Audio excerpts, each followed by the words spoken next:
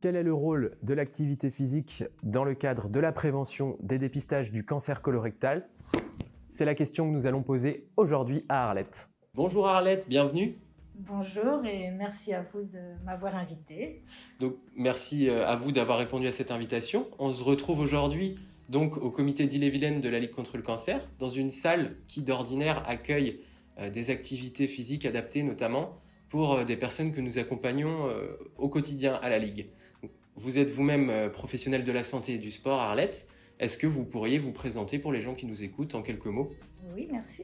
Eh bien, je suis ici en qualité d'administratrice bénévole au sein du comité 35 de la Ligue. Et je suis également médecin et, comme vous le faisiez remarquer tout à l'heure, j'ai effectué toute ma carrière dans le domaine de l'activité physique pour la santé. D'accord. Alors, moi j'ai une question pour vous parce que justement, on se retrouve dans le cadre de cette campagne Mars Bleu, dont on a déjà eu l'occasion de parler préalablement.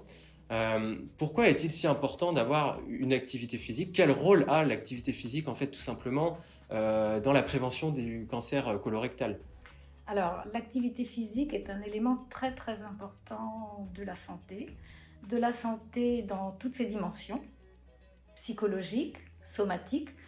Elle améliore les fonctions cardio-respiratoires, métaboliques, osseuses, et elle a aussi un rôle très important dans la prévention du cancer, et notamment du cancer du côlon. Quelles sont les recommandations pour parvenir à obtenir un résultat? Eh bien, les recommandations officielles ont été réactualisées récemment par l'Organisation mondiale de la santé, fin 2020, et elles ont été reprises par la Haute Autorité de santé. Alors, ces recommandations sont notamment de bouger plus dans notre vie quotidienne. Et je vais ici faire allusion à des choses que tout le monde connaît. C'est-à-dire, il s'agit par exemple, chaque fois que c'est possible, de marcher, éventuellement de faire du vélo pour ceux qui aiment, plutôt que de se déplacer avec un véhicule motorisé. Par exemple, pour faire ses courses, par exemple pour amener son enfant à l'école. Prendre des escaliers plutôt que l'ascenseur, descendre lorsqu'on prend le métro ou le bus une station avant la station finale. Mais ça peut être aussi, par exemple, de prendre plus de temps à faire des activités de loisirs qui sont actives. Je pense par exemple à bricoler, jardiner, danser, etc. Tout ceci, ce sont des choses que tout le monde, à peu de choses près, connaît. Mais les recommandations actuelles vont aussi un peu plus loin.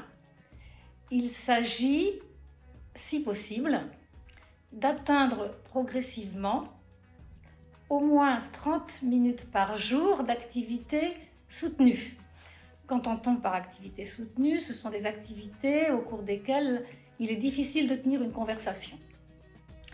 Alors, il est recommandé, par exemple, de faire 1 à 2 fois par semaine, si possible, des activités qu'on appelle du renforcement musculaire.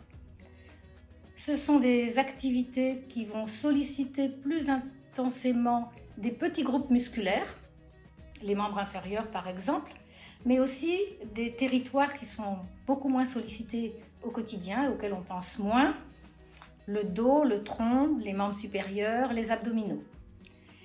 Et à côté de ces activités de renforcement musculaire, eh bien, pratiquer des activités qu'on considère davantage comme des activités d'endurance. Évidemment, la marche rapide, des sorties à vélo, mais cette fois-ci à une intensité un petit peu plus soutenue.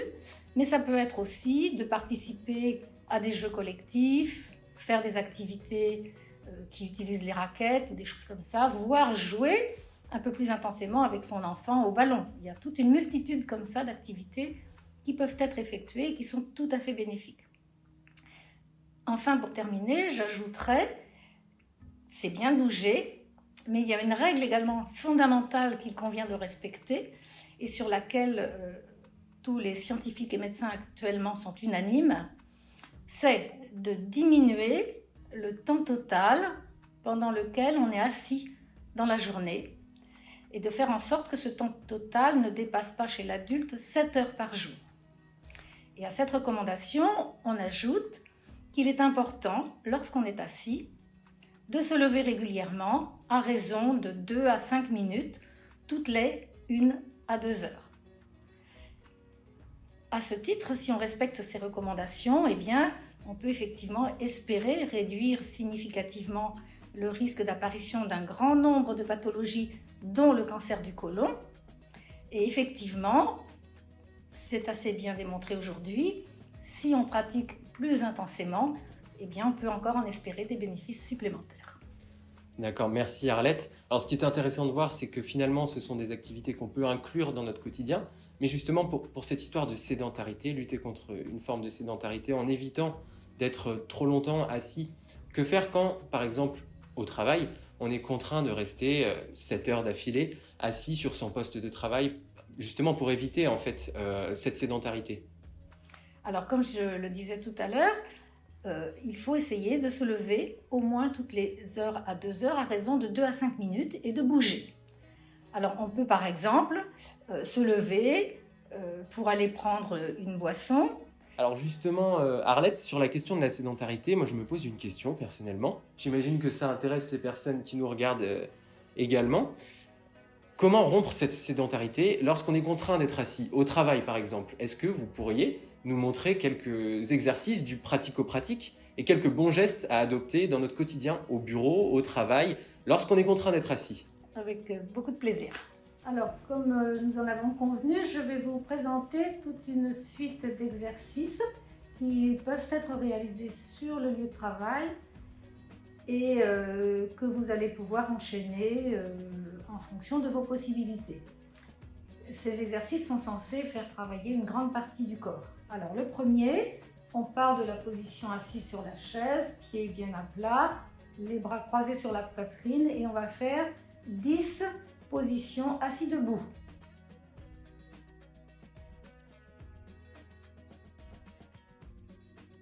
L'exercice suivant, on se met debout, on va faire travailler davantage les abdominaux dans la même position, coude droit, genou gauche.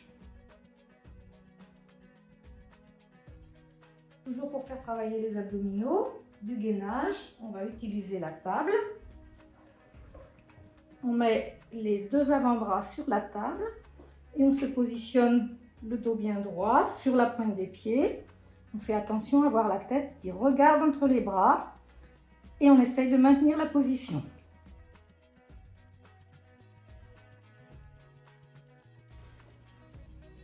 Des exercices ensuite pour le haut du corps. On peut prendre donc des petites bouteilles d'eau, de ce que vous voulez, qui pèsent à peu près 1,5 kg chacune. Premier exercice pour le haut du corps. On prend une bouteille dans chaque main et puis on va amener les bras vers l'arrière. Donc les bras en étant en position horizontale, les épaules basses. Et on essaye dans le dos, pour faire travailler le dos également, de rapprocher ses omoplates. Voilà. Un autre groupe musculaire qui travaille peu, en particulier chez les femmes, les triceps, toujours avec nos bouteilles. Et donc, pour avoir une bonne position du dos, je mets un pied derrière, les bras écartés de la verticale et à partir de cette position pas fléchie, je tends mes bras.